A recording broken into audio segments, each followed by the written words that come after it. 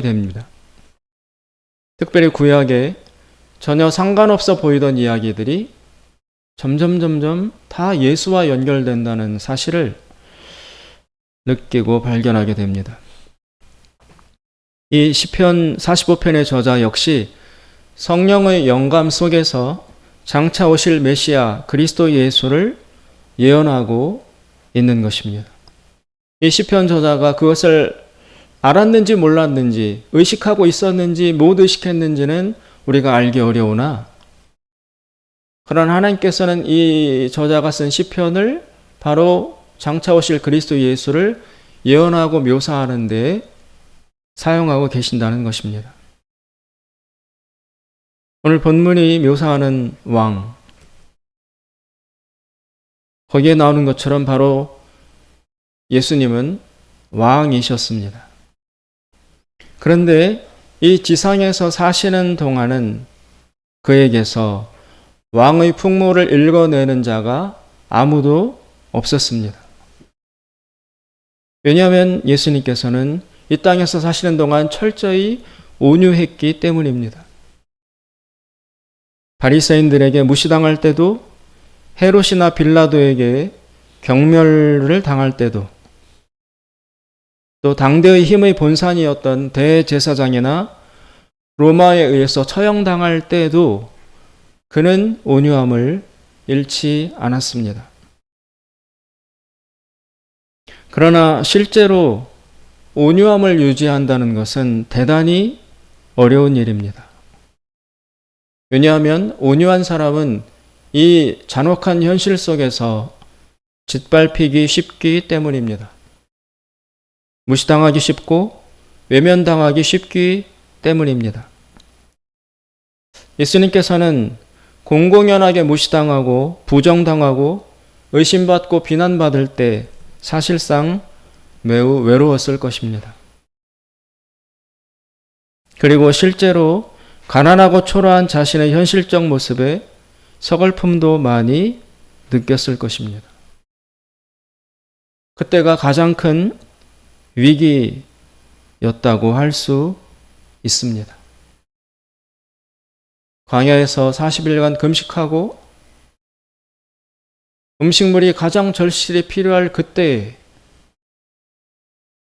왕이라면 신하에게 명령을 해서 음식을 가져오게 할 수도 있고, 또 전능한 창조주 왕이라면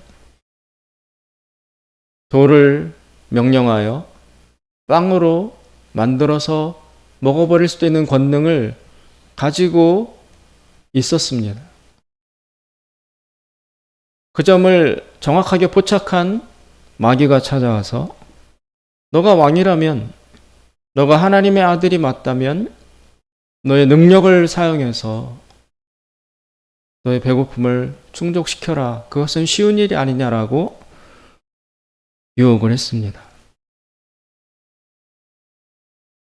그 가난하고 낮아지고 굶고 있을 그때 사실은 예수님 안에서는 결정적인 정체성 위기가 찾아왔을 것입니다. 내가 왕인데 이 현실에서의 모습은 전혀 왕 같지 않다는 이 부조화된 현실 앞에서 혼란을 느끼게 되는 것입니다. 실제로는 왕이라고 하는데 현실에서는 초라하기 짝이 없고 연약하기 이를 바 없는 자신의 모습을 보면서 예수님은 사실 쓸쓸하지 않았을까요? 이게 뭐야? 이게 왕이야? 내가 이러려고 내려왔던 것? 그리고 십자가에서 죽어가면서 예수님께서는 몹시 혼란스럽지 않았을까요? 왕인 내가 왜 여기 이렇게 초라하고 무기력한 모습으로 죽어가야 하는가? 왜 저 악인들의 폭력과 횡포에 왕인 내가 이토록 무력하게 굴복해야 하는가? 그때가 정말 위험한 시기였을 것입니다. 그리고 그때가 바로 온유함이라는 덕목에게 다가온 가장 치명적 시험이었을 것입니다. 이때 무엇이 필요할까요? 스스로 왕이라는 자의식과 자부심이 있어야 합니다. 보이는 현실만으로 자신의 정체성을 규정하려는 세상의 거센 흐름 앞에서 스스로의 마음을 지켜야 합니다. 즉, 영광의 무게를 견뎌야 한다는 것입니다. 이 초라한 왕은 결국 십자가에서 죽습니다. 그리고 3일 뒤에 부활합니다. 그리고 하나님 보좌 우편에 마련된 왕의 자리에 비로소 올라가서 앉으십니다. 모든 왕이 되려는 자는 이 초라한 무기력의 시기를 지나가야 합니다. 그때 세상이 가져오는 온갖 무시와 멸시와 자기 부정의 공격을 견디고 이겨내야 합니다. 그 시기를 지나야 비로소 부활에 이르게 되는 것이고, 그리고 그것이 다 지나고 난 뒤에야 비로소 왕의 자리에 오르게 되는 것입니다. 이 초라하고 낮은 시기를 지날 때에 스스로 자신의 내적인 위엄을 잃어버리면 안 됩니다. 우리도 마찬가지입니다. 사도 베드로는 우리 그리스도인들을 향하여 너희는 왕 같은 제사장이라고 부르고 있습니다. 그러나 지금 현재 여기에서의 나의 모습은 과연 왕 같은가? 왕으로서의 젊음과 힘과 권세가 나에게 있는가? 전혀 아닌 것 같습니다. 몸은 늙어가고 있고 젊음의 아름다움은 사라지고 없어져 가고 있고 힘도 부도 명예도 다 소멸되어 가는 것만 같습니다. 무력하고 작고 초라하기만 합니다. 이런 내 모습에서 어떻게 왕의 영광을 찾을 수 있는가? 이런 시기를 우리는 잘 견뎌야 합니다. 이럴 때 우리는 스스로 위엄을 잃으면 안 됩니다. 우리 인간의 삶을 실존을 돌아보면 영광으로 차 있기보다는 아픔과 슬픔과 고통으로 더 가득 차 있는 것으로 보입니다. 우리 삶의 이러한 면모를 가장 예리하고 정확하게 포착해서 보여주는 세계관이 바로 불교라는 종교라고 할 수 있습니다. 불교는 무섭도록 정확합니다. 이 현실을, 인간이 겪어가는 삶과 이 세계의 현실을 무시무시할 정도로 아주 정확하게, 정밀하게 묘사하고 들여다보고 있습니다. 반면에 기독교는 우리가 살고 있는 삶의 현실을 제대로 설명해 주지 못하는 것처럼 여겨질 때가 많습니다.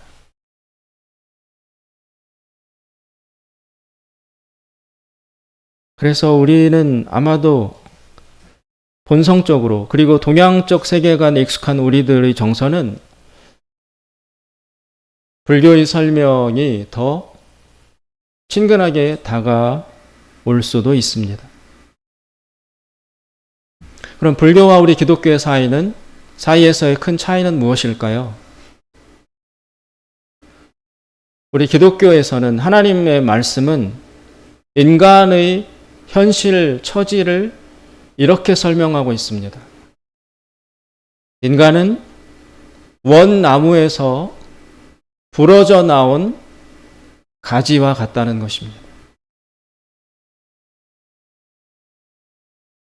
제 아무리 화려하던 나뭇가지도 원나무에서 부러져 나오면 그 가지는 죽은 상태입니다. 물론 나뭇가지를 꺾어 볼 때 꺾자마자 그 나뭇가지가 바로 시들어 죽음에 점령되는 것은 아닙니다. 나뭇가지를 지금 꺾어내면 어느 일정 정도는 아직 그 안에 생명의 기운이 남아 있어서 얼핏 보면 살아있는 것 같죠. 잎사귀도 아직 푸릇푸릇하고 또 말랑말랑하고 습기도 있고 그 모습만 보아서는 살아있다고 보기 어렵습니다.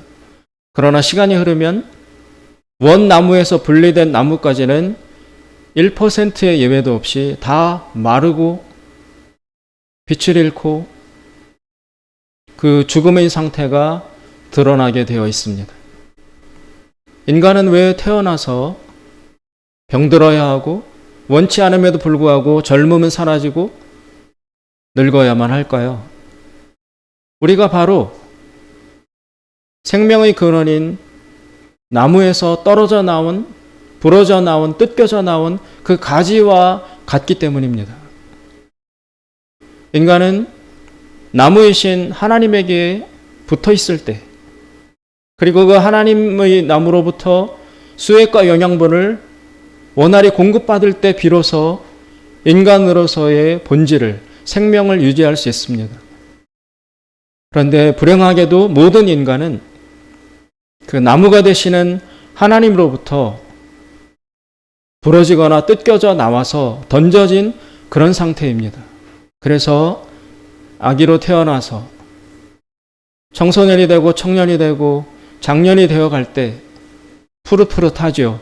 건강하죠. 생명으로 가득 차 있지요. 그러나 시간이 흐르면 예외 없이 다 늙고 병들고 마르고 뻣뻣해집니다. 초라해집니다. 모든 인간은 다 그런 운명에 처해져 있습니다.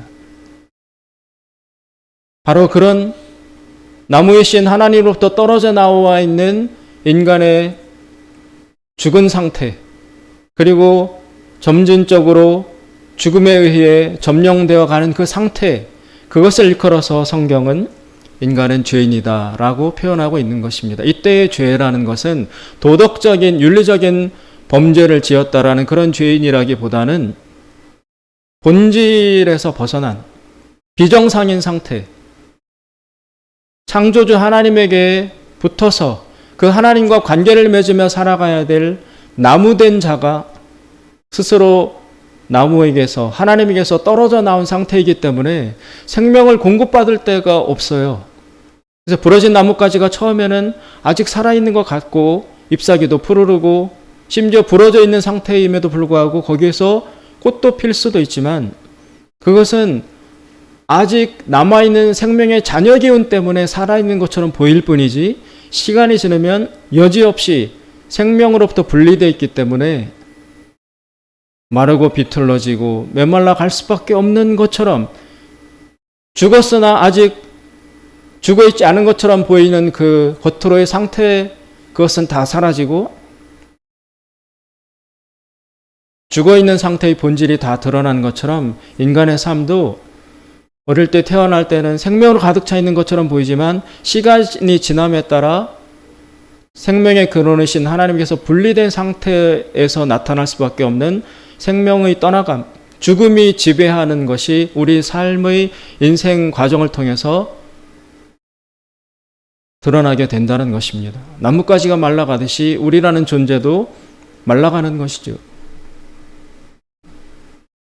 불교는 그 분리되어 있는 인간의 상태, 즉 인간으로 태어나서 살아가면서 죽음에 의해서 점점 점령되어 가는 그 과정, 죽음이 우리 삶에 점진적으로 그 세력을 드러내어서 죽음에 잠식되어 가는 그 과정을 불교는 정확하고 예리하게 관찰한 거예요. 무서울 정도로 정확하게 그 실상을 불교는 들여다보고 설명하고 있는 것입니다. 그래서 불교는 굉장히 정확해요, 여러분. 굉장히 합리적이에요. 전혀 초월적이지 않고 비이성적이지 않고 거의 완벽하도록 합리적이고 이성적이고 과학적이고 현실과 일치합니다. 그런데 그 관찰은 정확할지 모르지만 관찰 이상의 것을 불교는 제시할 수 없습니다. 관찰은 예리하지만 그 다음을 제시할 수 없는 것이 불교적 세계관의 한계라고 할 수 있습니다. 그러면 기독교는 무엇인가? 기독교는 그 원나무에서 떨어져 나온 죽어가는 죽은 상태의 가지와도 같은 우리 인간들을 다시 그 원나무에 붙여서 회복시켜 살리려는 그런 과정을 주목하는 것이 기독교예요. 불교는 원나무에서 떨어져 나온 죽은 가지, 그것의 죽어가는 과정을 예리하게 관찰하고 설명하는 데 주력한다면 기독교는 그 과정을 설명하기보다는 죽어있는 떨어져 나온 그 나뭇가지를 다시 주워서 원나무에 다시 붙여서 다시 살리려는 그것에 주목하는 것이 오히려 기독교의 핵심이고 본질이라는 것입니다. 죽어있는 가지와도 같은 우리 개개 인간들을 살리기 위해서 하나님의 아들 그리스도 예수께서 이 땅에 오셨다. 그리고 그 가지가 치러야 될 죄의 값, 죄의 삭슬 하나님 아들 예수가 다 치르고 대가를 치르고 그 죄에 대한 벌을 예수 그리스도가 다 받고 다 메말라 죽어 땔감으로 던져져야 될 운명에 처해 있는 죽어가고 있는 아니 이미 죽은 상태인 개별 인간들을 다시 예수께서 붙잡고 원나무이신 하나님에게 다시 붙여서 다시 생명이 흐르고 다시 살아나고 다시 꽃이 피고 열매가 맺히게 하는 그 다시 살리려는 과정, 거기를 주목하는 것이 기독교입니다.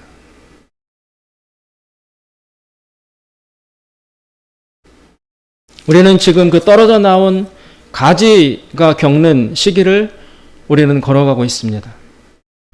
그래서 아직 생명이 완벽하게 되돌아오지 않았기 때문에 이 땅에서의 삶은 생로병사에 시달릴 수밖에 없고 젊음은 사라지고 늙음은 찾아오고 병들고 그리고 모든 아름답던 것들은 소멸되어 가는 시기를 겪을 수밖에 없는 것입니다.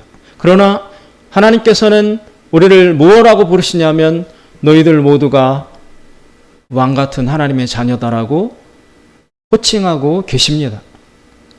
그러나 우리의 현실은 그 왕의 위엄과 영광과 거리가 멉니다. 왕으로서 주어질 영광은 장차 이후에 찾아오는 것입니다. 그리스도 예수께서 인간이 걸어가야 될 삶의 과정을 다 보여주셨습니다. 이 땅에 오셨고 초라한 시기를 지나셨고 그리고 죽었고 그리고 다시 살아나 왕의 자리에 오르신 것처럼 하나님을 믿는 모든 그리스도인들, 하나님의 자녀들 역시 그 과정을 걸어가야 하는 것입니다. 그리스도 예수가 없는 자들에게는 생명의 회복이 주어지지 않습니다. 그리스도 예수만이 우리 부러져 있고 떨어져 나와 있는 가지된 우리를 다시 원나무이신 하나님과 다시 붙여줄 수 있습니다. 그리스도 예수가 그 생명의 접착제입니다. 다른 종교들, 다른 철학들, 다른 모든 사상들은 이 떨어져 나와서 죽어가고 있는 그리고 죽어있는 인간의 비참한 상태를 정확하고 예리하게 묘사하고 관찰하고 설명할 수는 있으나 이 죽어진 생명을 다시 살리고 회복시키는 그 방법은 제시를 하지 못합니다. 이 과정 속에서 모든 예술이 꽃피고 사상과 문학이 명멸하는 것입니다. 그러나 기독교는 투박할지 모르지만 정확하고 친절한 설명을 잘 하지 않는 것처럼 보이지만 그리고 우리를 보고 왕이라고 부르는 그 하나님의 부르심과 우리의 현실이 일치되지 않는 것처럼 보여서 고통스럽지만 그러나 하나님의 말씀은 기독교는 분명히 하나님에게서 떨어져 나온 인간들을 다시 살리신다고 말씀하고 있습니다. 우리 모두는 그리스도 예수 안에서 왕이 될 사람들입니다. 따라서 모든 왕이 되려는 자는 지금은 이 현실이 가져다주는 비참하고 초라하고 외로운 시기를 지나가야 합니다. 통과해야 합니다. 그리고 그때 반드시 우리가 감당해야 할 것이 바로 영광의 무게입니다. 장차 우리에게 주어질 하나님의 자녀로서의 영광, 다시 부활하고 다시 하나님 나라에 들어가서 그때 우리가 얻게 될 영광, 그것을 얻기 위해서 이 시간 이 자리에서 감당해야 될 그 무게가 있다는 것입니다. 영광에는 반드시 값이 치루어져야 합니다. 영어에는 유명한 속담들이 있습니다.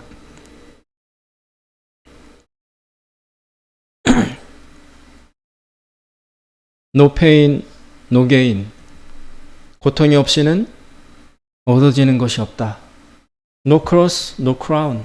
십자가 없이는 왕관도 얻을 수 없다. 그 영광을 얻기 위해서 이 땅에서 겪어야 될 그 무게가 바로 오늘 이 현실 속에서의 나의 낮아짐입니다.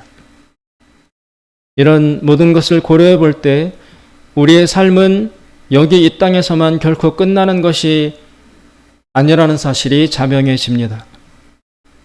이 세상을 넘어선 더 영원한 생이라는 시간을 포함해야만이 현재 여기에서의 우리의 이 고단한 삶이 의미를 갖게 되는 것입니다. 지금의 이 낮아짐과 초라함과 슬픔과 고통은 장차 왕이 되기 위해서 겪어야만 하는 영광의 무게인 것입니다. 예수님도 그런 길을 걸어가셨습니다. 이 땅에서 낮아지셨고 그 후에 부활하여 왕의 보좌에 앉으셨습니다. 사도 바울은 로마서 8장 18절에서 이렇게 말합니다. 생각컨대 현재의 고난은 장차 우리에게 나타날 영광과 좋게 비교할 수 없도다.